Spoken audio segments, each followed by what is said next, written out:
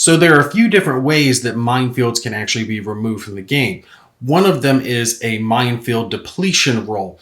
And the way that's going to work is when you have a minefield that conducts an attack against a unit, after the attack is finished, you're going to roll 1d6, and on a roll of a 6, the minefield marker is removed. It's considered to be depleted.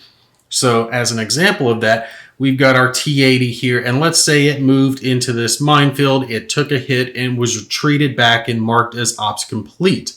You would roll your d6, and on a roll of a 6, this minefield would be removed from the scenario.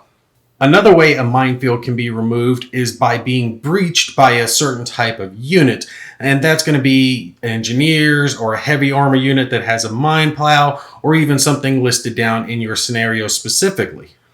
To actually breach the minefield, the unit is going to have to start adjacent to the minefield, spend all of its movement points moving into that hex, conduct a morale check, pass the morale check, and the minefield will be removed. So let's say we've got our T-80 here that has a mine plow on it. It is adjacent to the minefield, so it spends all of its movement points to move into the mine hex, and at that point it can conduct its morale check. If it passes its morale check, the minefield will be removed from the game.